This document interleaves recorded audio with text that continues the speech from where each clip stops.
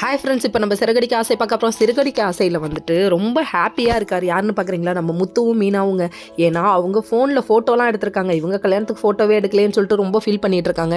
அதாவது அவங்க பிடிக்காம தானே கல்யாணம் பண்ணிட்டாங்க, அதனால் அதையே நினச்சி ஃபீல் பண்ணிட்டு இருந்தாங்க. இப்போ வந்து அந்த குறை தீர்ந்துருச்சு. இதில் பிரேம் போட்டு நான் ஹாலில் மாட்ட போகிறேன்னு சொல்ல விஜயாவுக்கு கோவம் வர, இது என்னமோ பெரிய இந்த ஃபோட்டோ மாதிரி மனோஜெல்லாம் கலாய்க்கிறாரு. இது நீலாம் கலாய்க்கிற பருப்பா, அதான் தாங்க முடியல. இன்னொரு பக்கம் வந்து ரவி சூப்பராக இருக்குன்னு சொல்லிட்டாரு. அதுக்கப்புறம் கண்டிப்பாக வந்து நான் இதை ஃப்ரேம் போட்டு நான் ஹாலில் மாட்டுவேன்னு சொல்லிட்டாங்க. விஜயா கூடாதுன்னு சொன்னாங்க. அதுக்கு உடனே இல்லை, முடியவே முடியாது, நான் பெருசாக போடுவேன் அப்படின்னு சொல்லிட்டாங்க.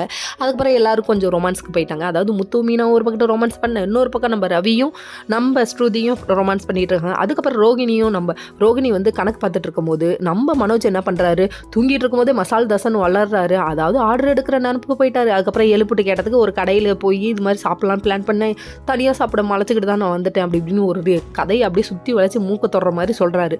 சொன்னதே ரோகிணி நம்பிட்டாங்க. உன்னி மறுநாள் காலைல ஏஞ்சி வேக வேகமாக போயிட்டாங்க. எங்கேன்னு பார்க்குறீங்களா? புருஷனுக்கு மசால் தோசை வாங்க போயிட்டாங்க. இன்னொரு பக்கம் நம்ம மீனா வந்துட்டு எல்லா டிஃபனையும் செஞ்சு வச்சுட்டு கீழே போயிட்டு பூ கட்டி கொடுத்துட்ருக்காங்க. மீனா கிட்ட வந்து எனக்கும் மனோஜுக்கும் நீங்கள் டிஃபன் செய்ய வேணாம்னு சொல்லிட்டாங்க. ஏன் பட்னி கலக்க போகிறீங்களா அப்படின்ற மாதிரி நினச்சாங்க. மேலே வந்து பார்த்தா மசால் தோசையை வச்சுருந்ததை முத்து எடுத்து சாப்பிட்டாருங்க. இதுக்கு உடனே ஒரு பெரிய அளப்பறங்க, ஒரு மசால் தோசைக்காயா ஒரு குடும்பம் அடிச்சுக்கணும், சரி முடியலையா?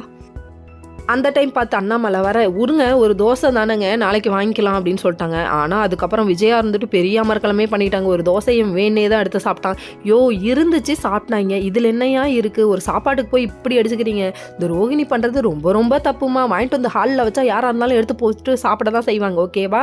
நீ கொண்டு போய் ஒரு ரூமில் வச்சிருக்க வேண்டியதான். இன்னொரு பக்கம் விஜயா வந்து மனோஜ் இருக்க ஹோட்டலுக்கு போயிட்டாங்க.